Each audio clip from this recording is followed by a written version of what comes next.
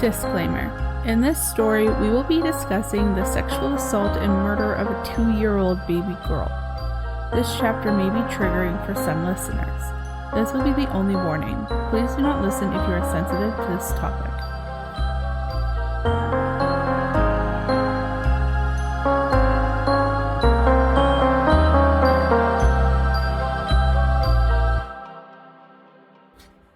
Hi guys. Today we're going to be talking about Caliyah Guyton. Caliyah was a 2-year-old little girl living with her parents and grandparents in a hotel in Enid, Oklahoma. Caliyah was known as a bright, smiley ray of sunshine to those who knew her.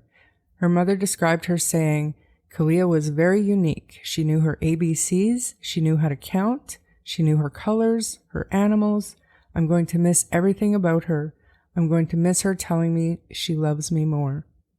I don't know, and I wasn't able to find out why they were living in the hotel with the grandparents, but the more I looked into it and the more I read, the more I came to find out that it's not really that unusual in the USA. People will pay monthly fees to live in a hotel. Oh, wow. Yeah.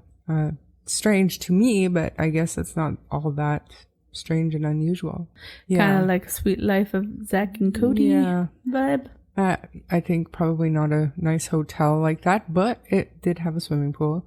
The trial hasn't even started yet, so we should probably also say that anything that is discussed that wasn't released by law enforcement is to be considered speculation, and anybody discussed is innocent unless proven guilty in a court of law. So when the trial starts, we're going to be able to find out more information about why they were in the hotel and why that was their living arrangement. I remember this story and I'm pissed. When's trial? Date hasn't been set yet. Really? Yeah, and no date has been set. Wow. Yeah. Okay. I can't wait for the trial on this one. Yeah, me either. Cool. And I mean, it's relatively recent. Yeah. So let's move on to Michael Giguère. He was Giguère. Really? That's how they say it? Is he French? Giguère, yeah. Huh. Michael Giguère. He was an employee of a company that was hired by that same hotel to make repairs in 2 different rooms. Giguère arrived at the hotel sometime on April 27th, 2022. That same afternoon, Caliyah's parents, Cody Buckingham and Chelsea Guyton, had taken Caliyah to the pool. Michael Giguère struck up a conversation with the family and offered to buy Caliyah a snack. He also invited Caliyah's parents to his room later, and they had accepted. So later that evening on April 27, 2022, Caliyah went to sleep in one of the hotel rooms with her grandpa. While she slept, her parents went to Giguère's room to hang out with him. News outlets have stated that there was evidence showing they were using methamphetamine and alcohol.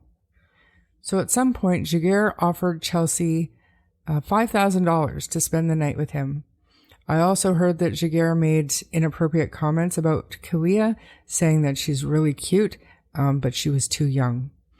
I mean, I heard that and a lot more. Yeah, I've even heard that he may even have offered to pay the parents to let him spend time with the little girl. Mm-hmm. But for sure, we know that he offered $5,000 to spend the night with him to Chelsea.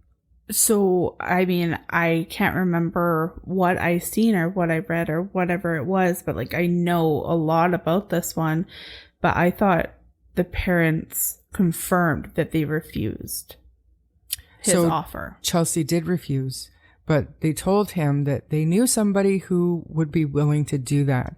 So that's why it ended up that both Caliyah's parents left to go get the other woman. A short time later, Caliyah's grandmother returned to their room after she got off work. When she got there, she noticed the door wasn't closed all the way and that her husband, or Caliyah's grandfather, was the only person sleeping in the room, and Caliyah's bed was empty. She assumed that Caliyah and her parents were out somewhere and that they'd be back soon, so she basically didn't think anything of it. When the parents got back from getting their friend, they came to realize that Caliyah was not where they left her. Caliyah's dad went immediately to Jagger's room and started banging on his door, yelling and asking where his daughter was. The parents of Caliyah were about to experience the family's worst nightmare. Caliyah's lifeless body was found not long after, sometime before 2 a.m., floating in the hotel pool. A hotel employee made a 911 call about Caliyah being discovered drowned in the pool. So the 911 call is disturbing. It's very disturbing, but it's also like you can hear the employee who made the call. You can hear her clear enough, but it's just a little bit distorted because in the background you hear Caliyah's mother and dad yelling and crying in this hotel pool. So there's a lot of echoes and stuff. So you kind of have to listen carefully, I guess. So let's have a listen to the 911 call. Is that her baby? Please, somebody please come. Somebody come now. Please. Okay, where are you at? Oh my God, I'm at the Grand Prairie Hotel. And it's a little girl that is in the pool. She's drowned. This lady and these two people just came down looking for her. And she was in the pool and she's drowned. Please send somebody right now. Oh God, she's blue. Oh God, please send somebody right now, ma'am. Well, help is on the way to you. I'm going to give you instructions on how to do CPR. CPR, but I got to tell you, I think this baby's gone because the face is blue, the extremities is blue, the baby was not moving. So that call was absolutely heart-wrenching to listen to. The officers said they responded to this call at 1:47 a.m. on Thursday. They arrived to find Caliyah had been taken out of the water. Officers performed CPR until emergency medical services got there and took her to the hospital where she was pronounced dead. It was noted that Caliyah had injuries consistent with a sexual assault, police wrote. She had a pair of shorts wrapped around her neck. First responders had found hotel keys in the shorts that were around her neck, and it didn't take long to identify the occupant of the rooms that the keys went to. And that was Michael Jagger. The affidavit states that when police opened the room with the hotel key, they seen a noticeable amount of blood on the bed and on the floor, a pair of girls' underwear on the floor with blood on the inside, a homemade adult sex toy, a sock with fluid consistent with semen inside, a pair of girls' capri pants, a headband, a pink studded earring laying in blood on the bed matching Caliyah's missing earring. In the other room, detectives found a juice bottle matching others found in the room Caliyah's family was staying in, along with gummy worms placed on the bed, describing the candy as being placed on the bed as if to possibly entice a child, according to the affidavit. So Jagger was charged with kidnapping, rape, and murder. Investigators believe that Jagger snuck into the room where Caliyah was sleeping with her grandfather and took her to his room. Jagger would attack and rape Caliyah. He wrapped a pair of orange shorts around her neck and put her in the hotel pool by throwing her off a second-story balcony. The autopsy suggests that Caliyah was still alive when thrown into the pool because of the frothy white liquid found in her lungs. This is a telltale sign of drowning. She had been brutally strangled to the point of unconsciousness, and her cause of death is listed as homicide by strangulation and drowning. At 11:47 p.m., Jagger was seen leaving the hotel wearing gloves and holding a pillowcase. The front desk clerk thought this behavior was strange and told a maintenance worker about the encounter, and that worker told authorities he went upstairs and noticed Jagger moving away from his occupied room with what he thought was a baby doll. Ugh, so horrible. Upon searching Jagger's room, officers found, like I said, a very bloody scene. Prosecutors said the room looked to have been clearly staged to lure Caliyah, as it had gummy worms spread across the bed, juice bottles around the room, and the TV was on the cartoon channel. So meanwhile, Jagger had already fled from the hotel and police launched a search for him. At 9:13, after a 7-hour search, police found Jagger on the roof of a building nearby. According to the police press release, Giguère had been released from prison on March 29th, 2022. He had been in prison for kidnapping that took place in Oklahoma County and served a 10-year sentence for armed robbery and kidnapping. The documents outline a long history of criminal activity dating back to 1992, beginning with an account of repeated sexual assault of a minor, which he was acquitted for, multiple instances involving assault and battery of staff and other inmates of the Oklahoma Department of Corrections, the possession of illegal homemade weapons while incarcerated, just a long list of dirtbag stuff. Word. Giguère is also a known member of the United Aryan Brotherhood, a criminal organization whose members are known to regularly carry out crimes of violence on behalf of the organization. Giguère was released from the Oklahoma Department of Corrections just 30 days before committing this rape and murder. Michael Giguère has pleaded not guilty. There have been hearings, but no trial date has been set yet. So the rest of it is all speculation and theories. Some people believe that $5,000 offer for Caliyah's mother was actually a $5,000 offer for Caliyah. Which would be, I mean, I guess that would be easily proven if they received the $5,000 or not. Mm-hmm. But, you know, I don't know. And the parents went. Where did they go? Do we know that?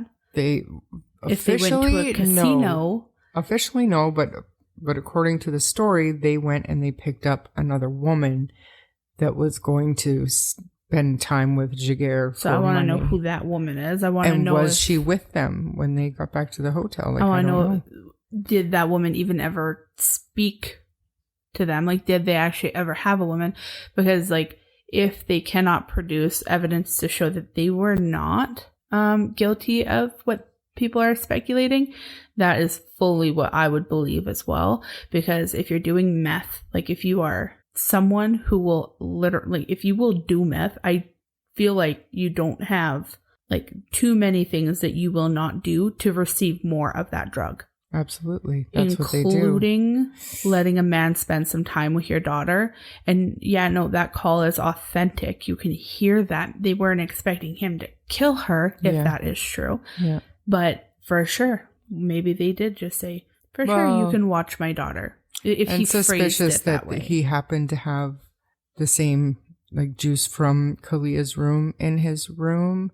Like, gummy worms, just had everything that he needed. Did he take it with him when he took Caliyah? Come on, I've got your juice. Let's go. Whatever. They didn't put it in the mini fridge. I don't believe it. Like, I think how did Grandpa not wake up? There was a strange man. It's all very hell no. Suspicious. I think a goodie bag was prepared for her, and I think that a deal was in place. And it's complete speculation, but I haven't seen anything to prove otherwise.